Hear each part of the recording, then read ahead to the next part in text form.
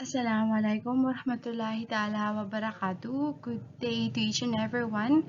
My name is Jannaleen Ismael Salic, and I will be discussing about the intercensal analysis of the Philippines.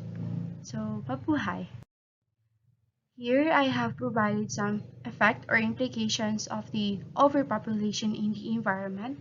We have the traffic congestion, we have the malnutrition among children, flooding or natural disasters, and of course the human settlements. But we will going to discuss that further in the following slides. Overpopulation occurs when the Earth cannot regenerate resources used by the world's population each year. It occurs when there are more people that can live on planet Earth in comfort, happiness, and health while still leaving the world a fit place for future generations. The population of the Philippines is 109,035,342. This is according to the 2020 census of the population and housing, which represents the total number of people living in the country's 17 administrative districts. This includes the Filipinos in Philippine embassies, consulates, and missions abroad. Population has increased since 2015. The uneven shape of the archipelago and the 36,219-kilometer-long coastline, the vast expanse of mountainous territory, the narrow and interrupted coastal plains, the typical northward trend of the river systems, and the beautiful lakes are all notable physical features of the Philippines. The islands are predominantly made up of volcanic rock formations, and the mountain ranges for the most part run roughly north to south in the same general direction as the islands themselves. So that is the Philippines. The Philippines is an island country Southeast Asia in the West Pacific Ocean. It is an archipelago consisting of more than 7,000 islands and islets. Manila is the capital, but nearby Quezon City is the country's most populous city. Both are part of the National Capital Region or the NCR in Metro Manila. It is located in Luzon, the largest island of the Philippines. According by Rafael Salas, he is a Filipino population expert. The rapid population growth and the natural resource depletion are interacting with one another in ways that are harmful to people's health and well-being. So that is very notable in today's crisis. Philippines, as one of the Asia's fastest growing countries, faces environmental concerns which disproportionately affect the poor and the women. Ineffective management has severely degraded the country's significant biodiversity and resources. These include the water and air pollution levels exceed generally accepted safe levels, such as the greenhouse gas emissions from the transportation and power sectors are increasing, and the country is ranked as one of the most vulnerable to the effects of environmental disasters. So let's proceed to the intercensal analysis. This is between the years 2001, 2011, and 2021.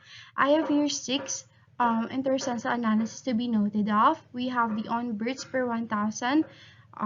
In 2001, there is 29. 2011, there is 25. In 2021, there is 22. So there is a notable decreasing number of the births per 100,000 population. In the deaths, then, there are no notable changes because it has been sensed that for the three intercensal analysis, only 6, and it's constant. It did not change. For the rate on natural increase in percentage, there is also a decrease in the number. In 2001 we have 1.8, in 2011 we have 1.9, and in 2021 we have 1.6. On migration rate, there is a no notable change between 2001 and 2011, only -3 net migration rate, but that's still not good. And we have 2021, there is a -1 net migration rate. In the infant mortality rate and the infertility rate, there is both notable changes which are all decreasing. from 2001 to 2021. Notable implications to the environment for my study and the intercensal analysis of the Philippines. To be more specific, forests are being removed at an alarming rate as the population expands because they are displaced by human settlements and industrial expansion. At the same time, a lack of forest risk creates flooding, soil erosion, and of course, food insecurity, driving people to urban centers which must expand to accommodate migrants from rural areas. Also, flooding and earthquakes are more likely in urban areas because they are putting additional burden on the Philippines as rising temperatures worsen the effects of climate change. Road transport is predicted to increase its greenhouse gas emissions from 24 million tons of carbon dioxide now to 87 million tons of carbon dioxide in 2030, accounting for 36.4% of total energy demand. In particular, near major highways, the increasing intensity and duration of traffic congestion has the potential to considerably increase the pollutant emissions and impair air quality. To become a more stable, rich, and well-governed country, the environmental resilience and ability to cope with recover rapidly from natural calamities is much needed to take note of. So these are all the examples of land pollution here in our country. We have the deforestation or the constant loss of the trees because it produces log or woods, and then for human settlements and industrial expansion. Here we have the notable traffic congestion here in our country, and of course the air pollutants from the factories and gas emissions from the cars and so on. Here I have here some examples of the water population, very specific here in Manila. You can see that the places are all covered with wastes and pollutes. To the last part of my short video, which is the conclusion. The Intercensal data estimate populations between censuses by combining the decennial census data on birth, death, migration, and net international immigration. My paper estimates the population for references dates between three census in the years 2001, 2011, and 2021. The Philippines population is rising faster than its neighbors Indonesia and Vietnam. According to World Bank data, it is nevertheless lower than several African countries whose growth rates exceeded 3% in 2013. There is a notable increase in the population of the Philippines, but on the birth rate, there is also a decline in the number of births per 1,000 people. There is a constant rate in the number of deaths per 1,000 people in the Philippines for the last 30 years. There's also an increasing and decreasing rate in the rate of natural increase, and also there is a notable declining rate in the infant mortality rate and the fertility rate. Overpopulation, if uncontrolled, can result in not only natural resource depletion, but also habitat loss and species extinction, increased global warming and climate change, lower life expectancy, and the emergence of new endemics, epidemics, and pandemics. That's it for my Intercensal report short video. Thank you. Good morning, everyone. I am Ayamie Pumbaya. I am here to present my intercensal analysis. Since population is an integral part of the complex equation explaining global environmental change, my presentation will show concrete investigation of weighing issues Canada because Canada has been the second largest landmass. So we have here the title, Canadian Intercensal Estimates Population, Urbanization, and the Environment. Okay, before anything else, I would like to present what will be the contents of this presentation. The first one is the introduction, where I will discuss what this presentation is all about. Second is to get to know the country I was assigned to, which is the Canada. The third one is the main topic, which is the intercensal analysis, and then I will discuss some implications of the variables from the intercensal analysis to the environment, and lastly, the conclusion. Okay, so we're now on the first content of this presentation, the introduction. Population projections are attempts to show how the human population statistics might change in the future. These projections are an important input to forecast of the population's impact on this planet and humanity's future well-being. Demographic increase is the variation of a population during the year, whether there will be an increase or decrease. It is the sum of natural increase, migration balances, and sometimes an adjustment intended to restore consistency among various statistical sources. Statistical sources can be done by analyzing population of a certain country over the years. One of the methods of analyzing population is by intercensal analysis. Intercensal data estimates population between censuses by combining the 10-year census data from the two censuses with birth, death, migration, and net of natural increase data. Tracking of global population is being done by Population Reference Bureau or PRB. So, at the middle of this presentation, I will describe the estimated intercensal population of Canada. This intercensal estimates population data of Canada every 10 years, 2001, 2011, and 2021. Later, I would show and compare the result from the first stage up to the modern stage of the following aggregate measurement of rate of natural increase, fertility rate, mortality rate, and migration. Before we proceed to the demographic growth of Canada, let's first get to know this country, Canada. It is the second largest country in the world in an area after Russia, occupying roughly the northern two-fifths of the continents of North America. Its 10 provinces and 3 territories extended from the Atlantic Ocean to the Pacific Ocean and northward into the Arctic Ocean. Canada shares a 9,000-kilometer long border with the United States, including Alaska, the longest border in the world not patrolled by military forces. It covers 9.98 million square kilometers, making it the world's largest or second largest country by total area. Despite Canada's great size, it is one of the world's most sparsely populated countries. Although Canadians are comparatively few, they have crafted what many observers consider to be a model multicultural society, welcoming immigrant population from every other continent. The national capital is Ottawa, the Canada's fourth largest city, and more than that, Canada has official bilingual in English and French, reflecting the country's history as ground once contested by two of Europe's great powers. Most of them are Christians, and throughout Canada's history, its culture has been influenced by European culture and traditions. That is why Canada is often characterized as being very progressive, diverse, and multicultural. Yes. Okay, so we have reached now the most important part of this presentation, the start of the analysis of 3 years in two censuses, 2001, 2011, and 2021. We have here the first variable, population, which described as natural increase plus migratory increase. The total population count of Canada was over 30 million by the year 2001. It increased by 4% in the year 2011, which approximately counts over 33 million.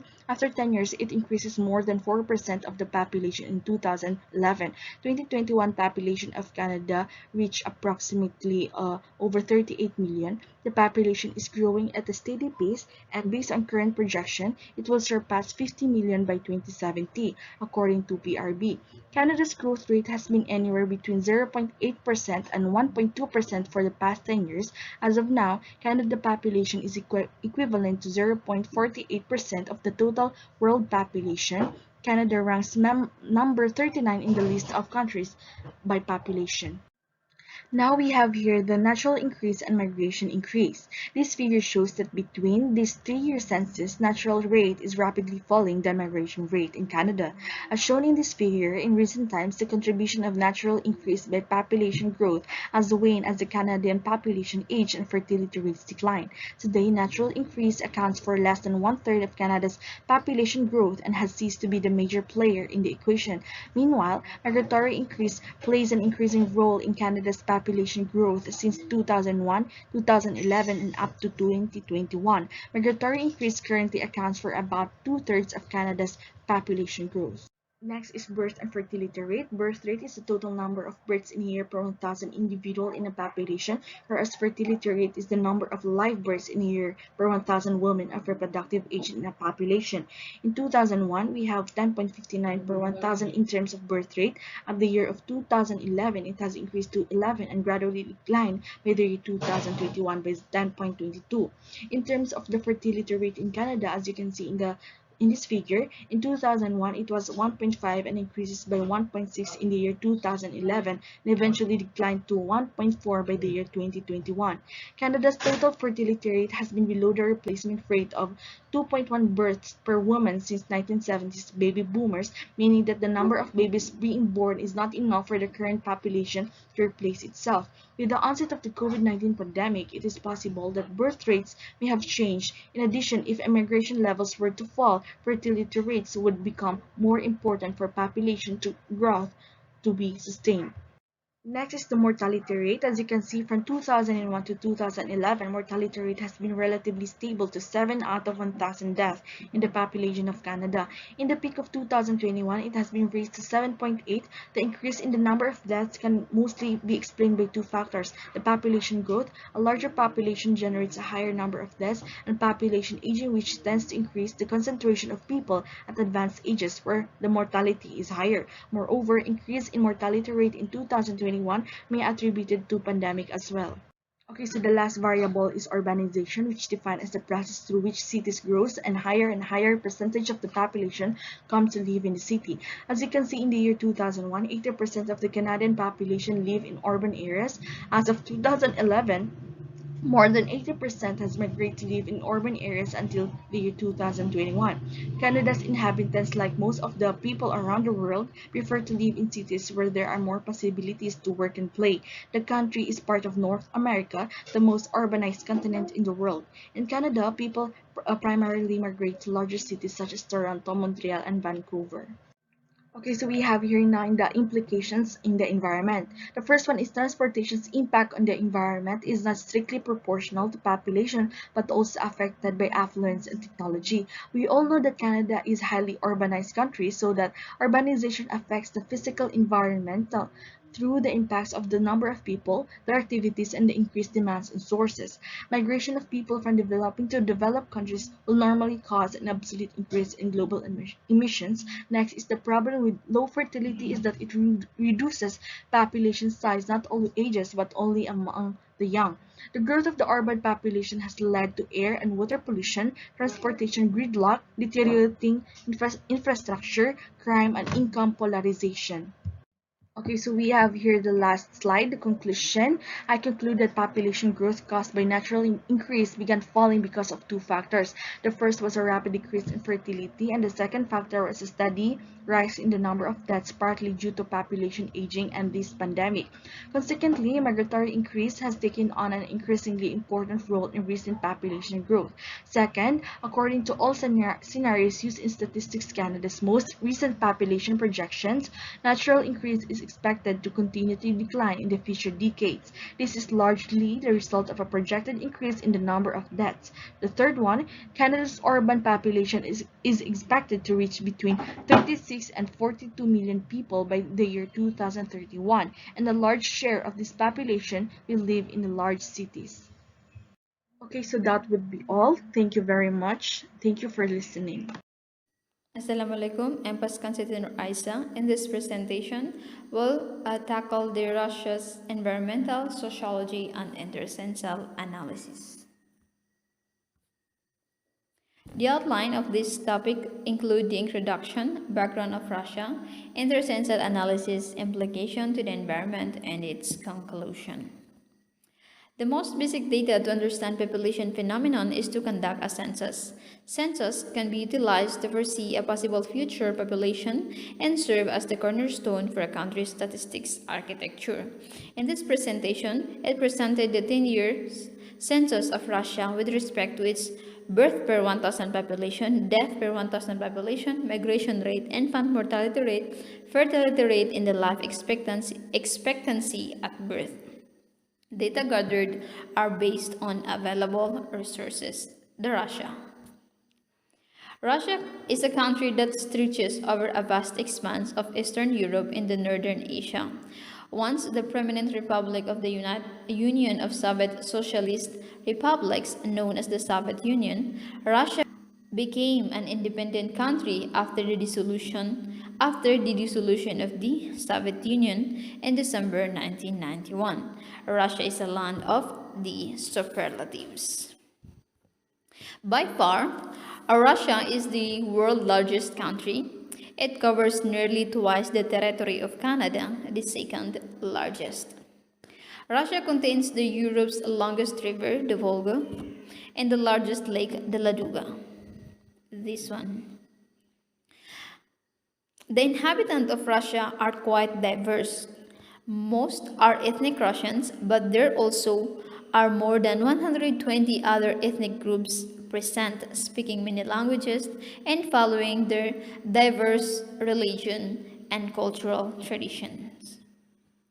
Most of the Russian population is concentrated in the European portion of the country, especially in the fertile region surrounding the Moscow, the capital of Russia.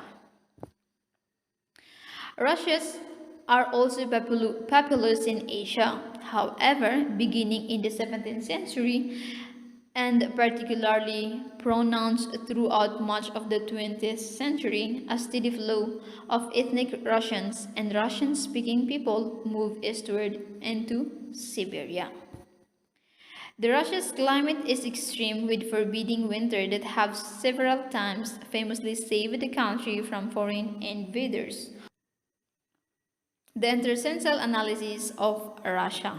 In this table, we could observe that the total population in Russia in 2011 declined. Early sign of demographic decline in Russia emerged in the mid-1960s with the fertility rate fell below the replacement level for the first time, and the country entered a period of latent depopulation. The UN Population Division estimated several years ago that the Russians' population would continue to decline dramatically in 2025, 1 year after the President Putin completed 2 6-year term, settling in a range of 121 million to 136 million. While the Ministry of Economic Development optimistically states and hopes that the population decline will stop in about 10 years and return to current level by 2025. The primary causes of Russia's population decline and loss of approximately 700,000 to 800,000 citizens each year are a high death rate, a low birth rate, a high rate of abortion, and a low level of immigration.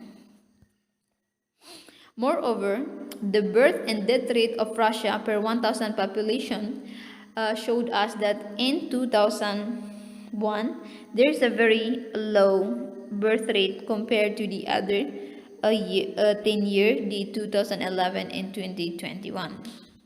While in 2001 also, it has the higher death rate.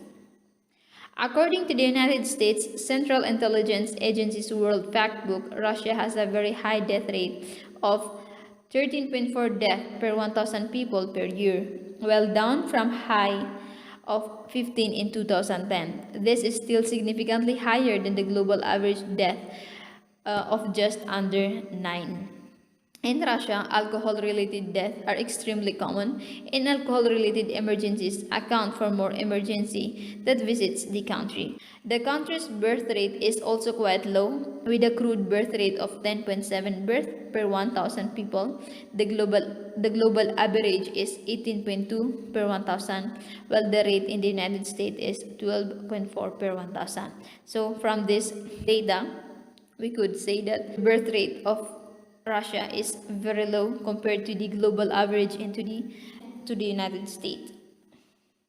Heart disease, accidents, violence, and suicide are among the causes of the alarming death rate, which is frequently associated with heavy, sometimes binge drinking. The migration rate of Russia in 2001, in 2021, 2011, and 2021, that in 2021, it has a very low migration towards Russia. The immigration into Russia is low because of the most immigrants are ethnic Russians fleeing former Soviet Republic. So, from this, the other reason, well, these people migrated from other countries because the native Russians seek to improve their economic situation. So there is a high rate of brain drain and immigration from Russia to Western Europe and other parts of the world. The net migration in Russia is 1.7 compared to 3.8 in the United States. So it is very low. So we could also say that the migration into Russia could also contribute to the decline of the total population in Russia. While the data on the infant mortality rate per 1,000 live birth in 2001 increases and continue to decrease in 2011 and in 2021. However, in 2001, there is a lower fertility rate and an increased fertility rate in 2021. And also in 2021, there is a higher life expectancy. The total fertility rate into Russia is low at 1.6 births per woman. This figure represents the number of children each woman has in her lifetime. In comparison, the global fertility rate is 2.4. The rate in the United States is 1.8. So, given these numbers, Russia has a very low fertility rate of 1.6 compared to the global and to the United States. Women in Russia are understandably discouraged from having children due to high rates of alcoholism and economic hardship. While the infant mortality rate in Russia is 6.7 death per 1,000 live birth, in the United States it is 5.7 death per 1,000 and globally it is 3.2 death per 1,000 live birth.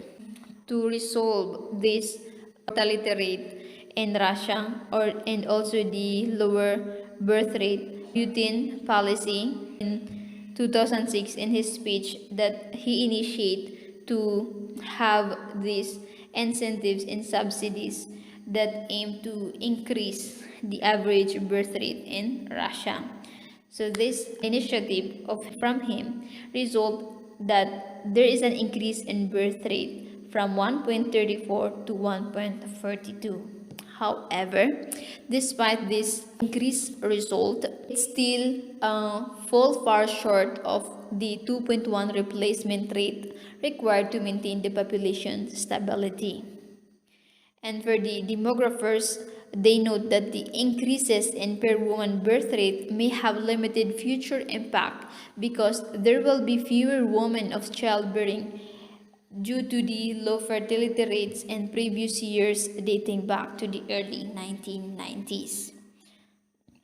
Moreover, in his speech, Putin addressed the issues surrounding the low birth rate, asking the question on what has prevented a young family or a young woman from making this decision. So according to the critics, the answer is obvious because of a low income, a lack of normal housing, doubt about the level of medical services and the quality of education, and at times a doubt about the ability to provide enough food. From those presented factors and from the problem that is occurring to the Russia, the decline of its population, thus it has an implication to the environment. So by the presented data, if this a lower birth rate and higher death rate continue or it cannot be controlled, it could imply a contribution in the depopulating the world, a result of less people, less emission of carbon dioxide, and can be the door for more job opportunity to be vacant. So it could be positive or something like that. But if this thing continue to happen, that the low birth rate and the high death rate cannot be controlled, the nation might shrink. The sad reality here is we always focus on the demographic measure, how much have the world increased and how less have the world decreased in population, which caused the young people to rethink on becoming a possible parent. Though Putin have announced his support and encouragement to the young people to produce their next generation, yet hesitation pulls this possible parent because of the low fertility, poverty is higher quality education in the medical services. In addition to this, the decreasing life expectancy also a problem because as it also contribute to the total population of Russia. So the decreasing life expectancy also a problem.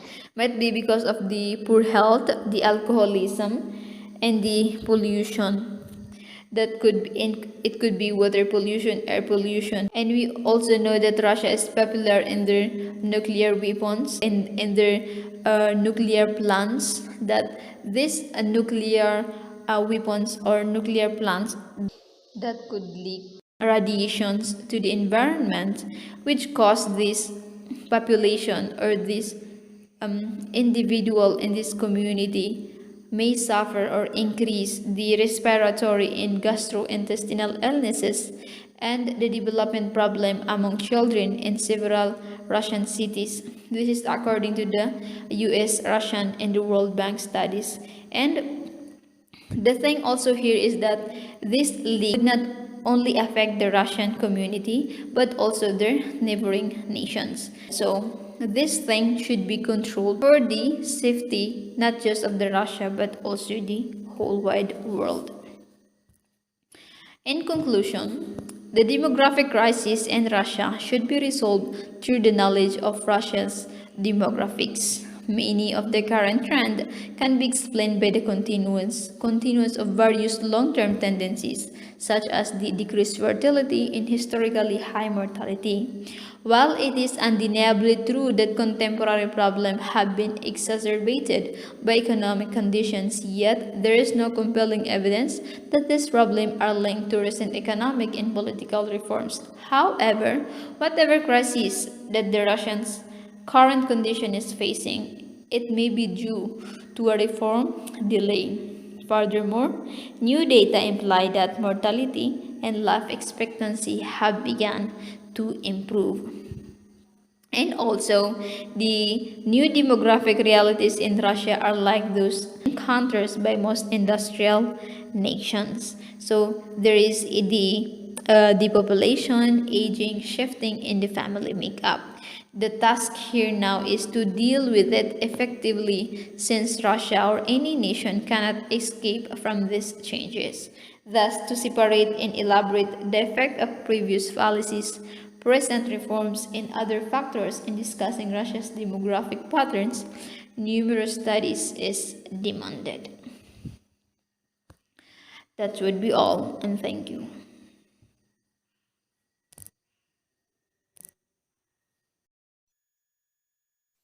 Hi everyone, good day and assalamu alaikum wa rahmatullahi ta'ala wa barakatuh. I am Potrie Samina Maruhom. For today, we're going to talk about the Intercensal analysis in Saudi Arabia. First is Introduction. This paper is all about the Intercensal analysis of Saudi Arabia, the population of year 2021, 2011, and 2001. The researcher gathered the Intercensal analysis data through PDF and Internet. The researcher is using one different way to collect data through searching information in Internet. In Internet, the researcher searched all about the Saudi Arabia, what kind of country is it, and the population of Saudi Arabia. Methodology. To this study, the instrument used by the researcher is cell phone and laptop. The researcher did not make us the question because the researcher doesn't have a respondent. It's only searching information in Internet. This study will use Internet and the PDF that the instructor she gave to researcher to gather the needed data of information to address the research questions. This is the flag of Saudi Arabia, country of Saudi Arabia. The Kingdom of Saudi Arabia, or KSA, is a sovereign country that comprises the central portion of the Arabian Peninsula of Southwest Asia. Saudi Arabia is bordered by Jordan on the northwest, Iraq on the north and northeast, Kuwait, Qatar, Bahrain, and United Arab Emirates on the east. Oman on the southeast, and Yemen on the south. The Persian Gulf lies to the northeast and the Red Sea to its west. It has estimated population of 34,218,169, and its size is approximately 2,150,000 square kilometers. The kingdom is sometimes called the land of the two holy mosques in reference to Mecca and Medina, the two holiest places of Islam. The kingdom was founded by Abdul Aziz bin Saud, whose effort began in 1902 when he captured the Al Saud ancestral home of Riyadh and culminated in 1932 with the proclamation and recognition of the Kingdom of Saudi Arabia. Saudi Arabia is the world's leading petroleum exporter and petroleum exports for the Saudi economy. Saudi Arabia is the fourth largest state in the Arab world, with a reported population of 35,013,414 as of 2018. 38.3% of inhabitants are immigrants. Saudi Arabia has experienced a population explosion in the last 40 years and continues to grow at a rate of 1.62% per year. Intercensal analysis of Saudi Arabia. First is the population. As you can see in 2001, the population of Saudi Arabia is 21.1, in 2011 is 27.9, in 2021 is 35.9. At as you can see, mas lalong lumalaki ang population ng Saudi Arabia for 20 years. And for the death per 1,000 population is in 2001 is 6, in 2011 is 4, and 2021 is 4. Mas lalong lumiliit yung death nila per 1,000 population. Same with birth, mas lalong lumiliit. Implication to the environment of Saudi Arabia. For the implication of Saudi Arabia has several environmental challenges because of its heavy reliance fuels. Ground, water, and air pollution are all exacerbated by urbanization and high living standards. The deforestation and desertification in Saudi Arabia are caused by agriculture and overconsumption of natural resources. We all know that Saudi Arabia is an oil economy. They export the most petroleum in the world. Asthma and cancer are among the health concerns caused by these environmental factors. The establishment of a renewable energy industry is one example of environmental action. Environmental policies and programs are also being developed. Conclusion. The purpose of this study is to present the population, birth, and death of Saudi Arabia. Over 3 decades, Saudi Arabia in the 2001 population of 35.9 million, which present an increase of people compared to 2000 with a population of 21.1 m. Fertility rates are slowly down from 2001 to 2021. In 2001, fertility rate is 5.7. 2011, fertility rate is 2.9. In 2021, fertility rate slowly down to 2.0 children per woman. For the mortality rates are also slowly down from 2001 to 2021. 2001 mortality rates are 21, 2011 is 18, while 2001 is 13 per 1,000 births. And that's all for today, and thank you.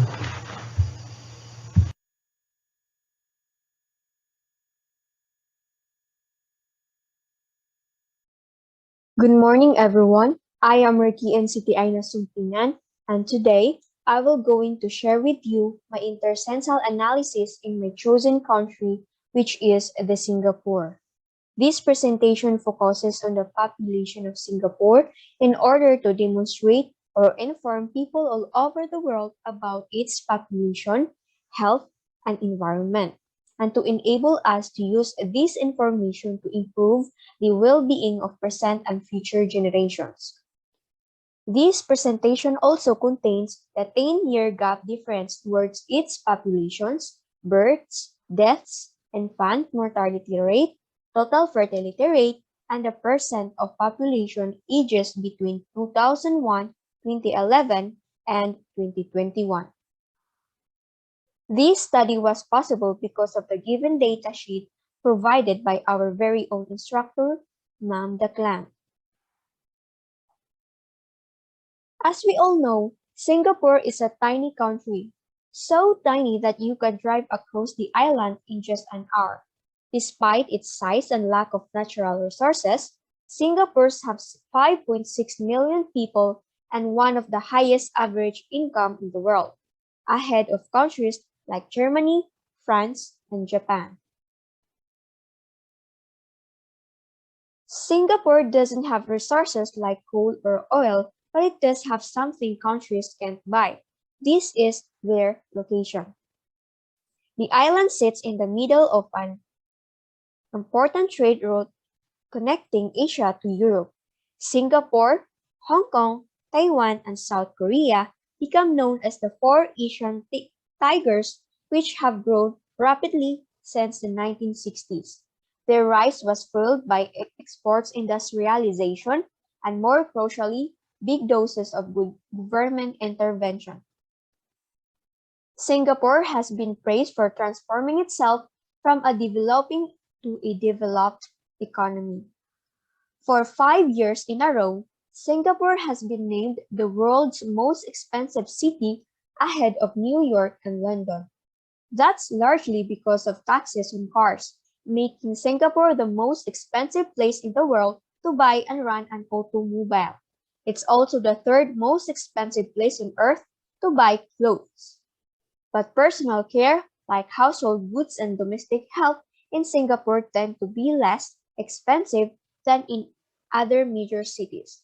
So these following pictures are some of the famous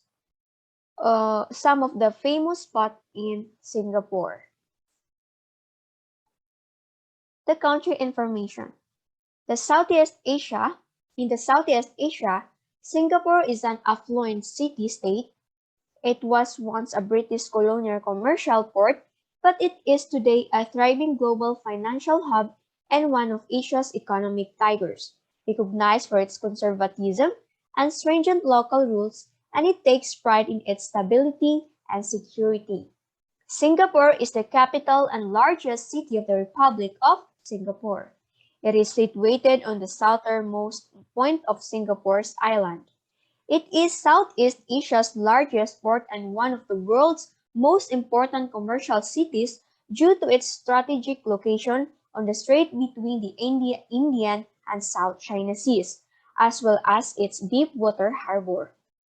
The city, which was formerly a separate entity, grew to dominate the island to the point where the Republic of Singapore effectively became a city-state.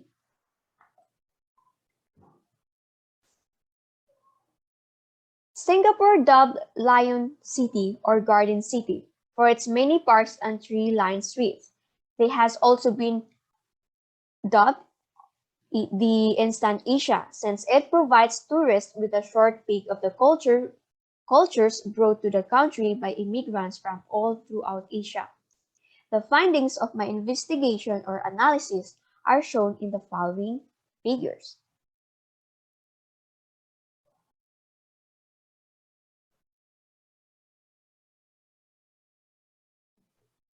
So let us move on to the difference of population from 2001, 2011, and 2021. As you can see, the population of Singapore has grown from 4.1 million in 2001 to 5.2 in 2011 and have gone increased into 5.7 million in 2021. The trend in population increased during the early 2000s and has been driven more by the number of migrants entering the country than by natural population growth.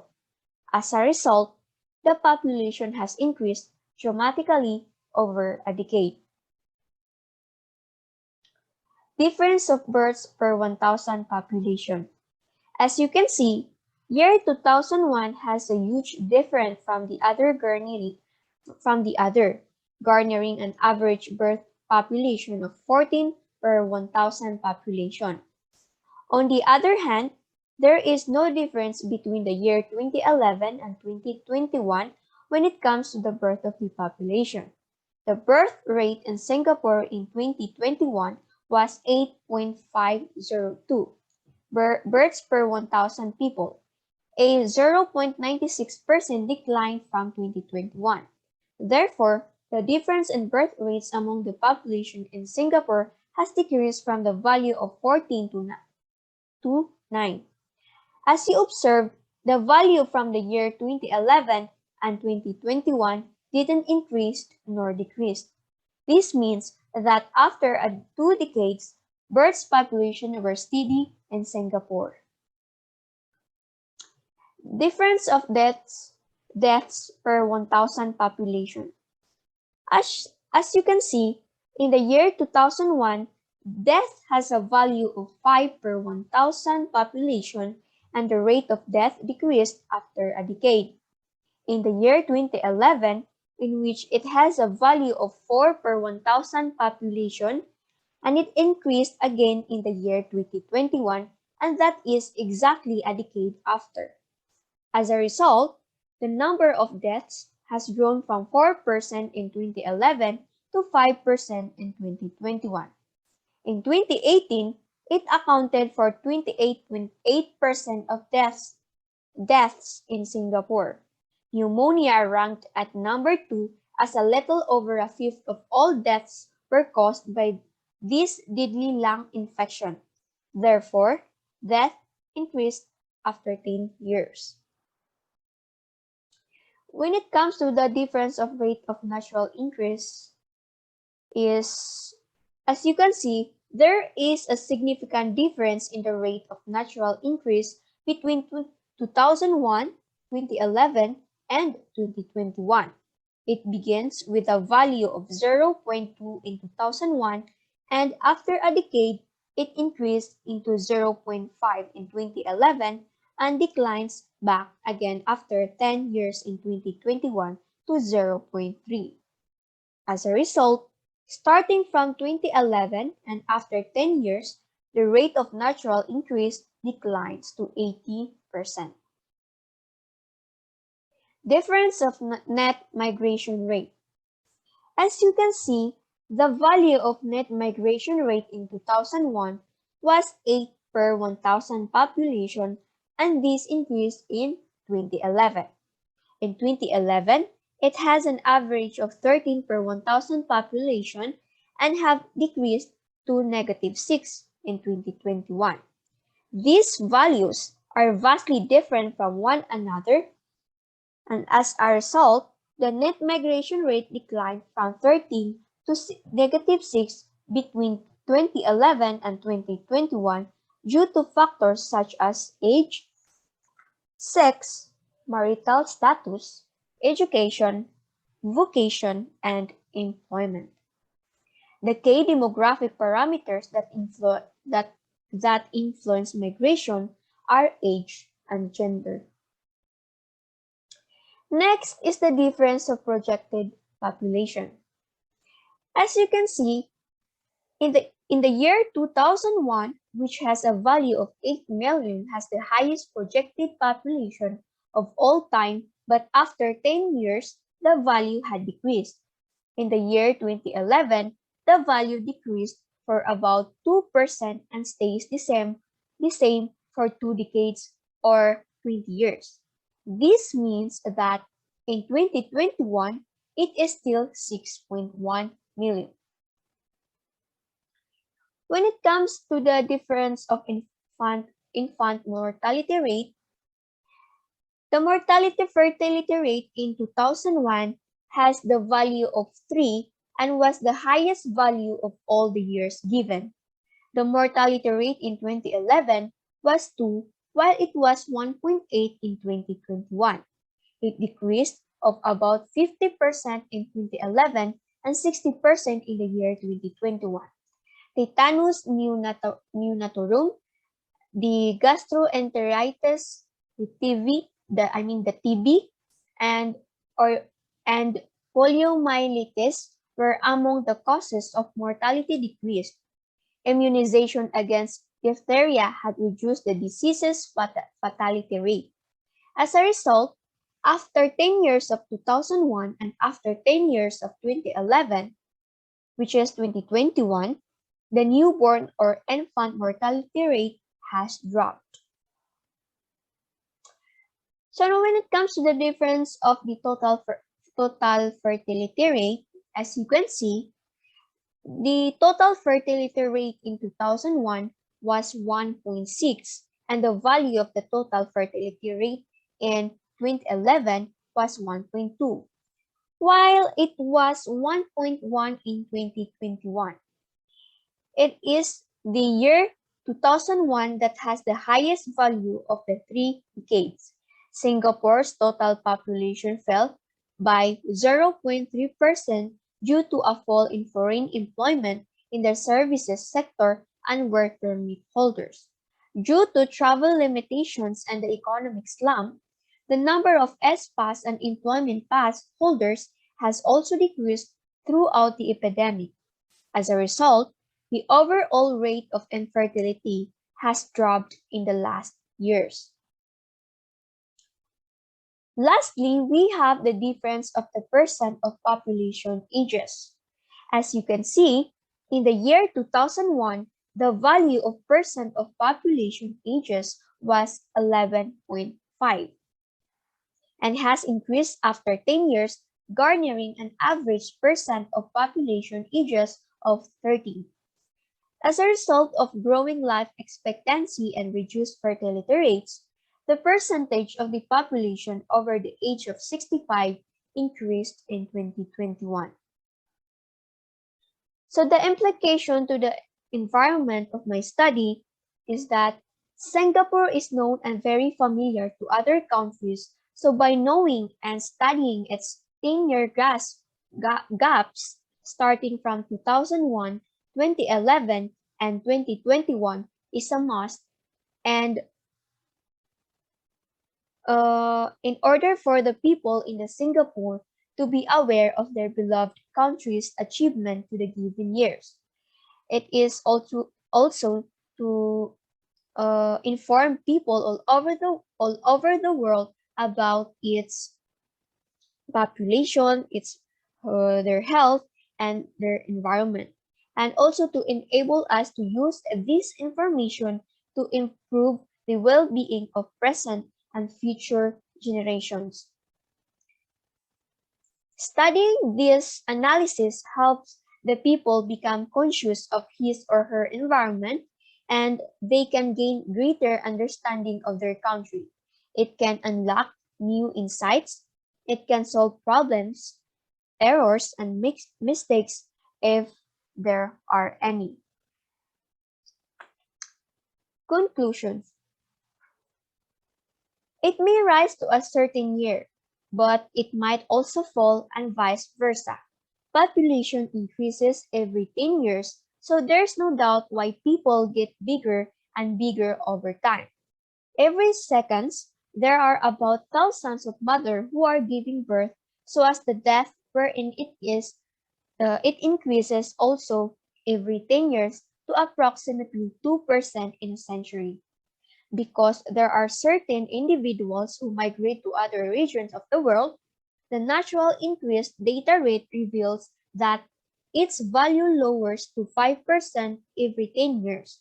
However, based on the datasheet presented, the total population has been expanding since 2011 and will continue to do so after 2021. So I think that's all. It's the end of my report. And thank you everyone for listening. Assalamualaikum warahmatullahi wabarakatuh and good day everyone. I am Amarah Ibrahim and I am pleased to report my intercensal analysis. This comprises intercensal analysis of South Africa from 2001 to 2021. The topics that I am going to discuss are the following: the introduction of the intercensal analysis, the general overview about the South Africa, the analysis datasheet, and lastly, the implications and the conclusions. So let's begin with the introduction. What is the intercensal analysis? An intercensal analysis is a 10-year gap analysis used to identify the difference 10 years later, and this is according to Crosity and Smith. An intercensal analysis is made using demographic data in between years of censuses and estimates of the components of demographic growth. An intercensal analysis is very important to determine if there is an improvement or development in a given country. But before we proceed to the analysis, let's have a general overview about this country, which is the South Africa. The South Africa, often called the Rainbow Nation, and the South Africa is one of Africa's most ethnically diverse countries. It has a population of 60 million people. South Africa loves variety. It has 3 capitals, 11 official languages, 21 national parks, and 10 UNESCO World Heritage Sites. The country's administrative capital is Pretoria, and its legislative capital is Cape Town, and the judicial capital is Bloemfontein. And the largest city is Johannesburg. South Africa has 11 official languages: the Afrikaans, English, Ndebele, Northern Sotho, Swazi, Tswana, Tsonga, Venda, Xhosa, and Zulu. And the most spoken first languages are Zulu, which has 23% of them speak these languages, and the Xhosa, which has 16%, and then the Afrikaans with 13.4%. And the most important religions in this country are various branches of Christianity with 80%. The country is famous for its spectacular landscapes and a diversity of African animals. The park is home to more than 145 mammal species, including the classical African Big Five, which is the African buffalo, lions, leopards, elephants, and the black rhino. And then let's proceed with analysis. These following are the variables for this analysis: the population, birth rate, death rate, infant mortality rate, fertility rate, and the net migration rate. Each variables will have supporting data either through a simple table or statistical graph that are found online and will be interpreted through a discussion. So let's start with the population. South Africa's population in million during mid-years. So in this table, it shows that there is an increasing total population from 2001 to 2021. In 2001, it has 43.6. In 2011, it has 50.5. And in 2021, it has 60.1. And this is due to some major factors and variables that can affect and lead to increase the population, such as net migration and the total fertility rate. And then we have the birth rate. In this table, it shows that there is a decreasing birth rate from 2001 to 2021. As you can see, in 2001, it has 25, in 2011, it has 21, and 2001, it has 19. And according to Swartz, this is because of South Africa's history of widely accessible family planning services and health services that are well established relative to the situation in the rest of sub-Saharan Africa. And then we have here the death rate. In this table, it shows that there is a decrease in the death rate from 2011 to 2021. As you can see here in the table, in 2001 and 2011 has 14, and in 2021 it has 12. And according to HAL, this is because post-apartheid South Africa has seen an unprecedented fall of mortality in less than a decade as a result of the HIV or AIDS epidemic control and the subsequent rollout of free antiretroviral therapy. This is a graph of South Africa's population, birth rate, and death rate during 2001, 2011, and 2021. The graph shows that South Africa somehow had a control and decrease in its birth rate and death rate, but still there is an increasing total population. So we have infant mortality rate. In this table, it shows that there is a decreasing infant mortality rate from 2001 to 2021. According to Mabaso, overall, the main causes of maternal, infant, and child mortality in South Africa are the HIV and AIDS, the pregnancy and childbirth complications, neonatal illness, childhood illness, and malnutrition, which are all related to poverty and great inequity. And then we have the fertility rate.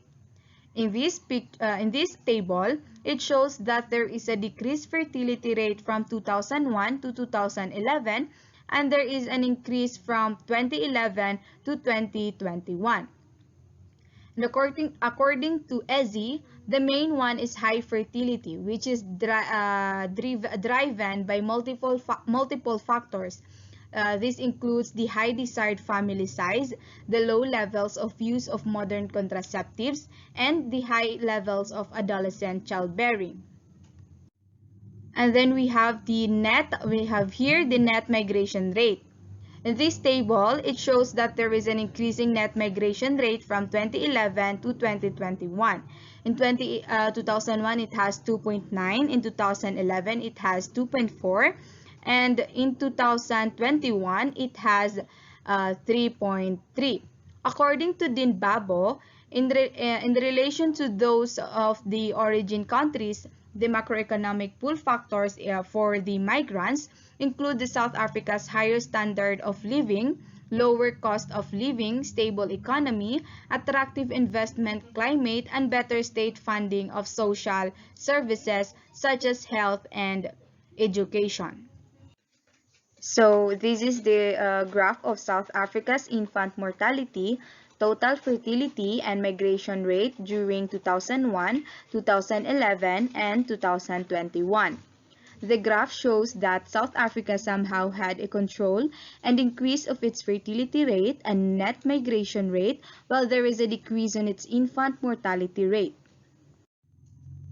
And lastly, we have the implications and conclusions. The implication of the environment to the environment. The cost of rapid population growth are cumulative. More births today make the task of slowing population growth later difficult, as today's children become tomorrow's parents. A rapidly growing population has serious implications for the provision of productive employment, since the rapid population growth is normally accompanied by a proportionate increase in the supply of the labor force. The rapid population growth rates also have ramifications for political and social conflicts among different ethnic, religious, linguistic, and social groups. The cost adequacy and nature of health and welfare services might be affected by a rapid population growth in much the same way as are those of educational services. In the individual family, death and illness might be increased by high fertility, easy and frequent pregnancies, and the necessity of caring for excessive numbers of children. It should also be noted that the physical and mental development of children are often retraced in large families because of inadequate nutrition and the prevalence of diseases associated with poverty, and because the children are provided of sufficient adult contact. In conclusion, there is no doubt that the population problem in Africa is real and challenging. the impact of the effect of high birth and death rates, increasing population size and density, rapid population growth, and increasing dependency burden all translate into greater demands on the African governments in productive activities, which in turn accentuate the problems of unemployment, underemployment, persistent poverty, urban slums, crimes, and political unrest. To the extent that the population variables influence the development and are also influenced by them, the theme of this analysis is that if Africa is to affect changes in the critical growth components of their populations, especially in fertility. And based on the information gathered, it was possible to see how South Africa has changed over the last decade. We can use this study to analyze the country's situations and identify areas that need for improvement. And that's all for my analysis. Thank you for listening.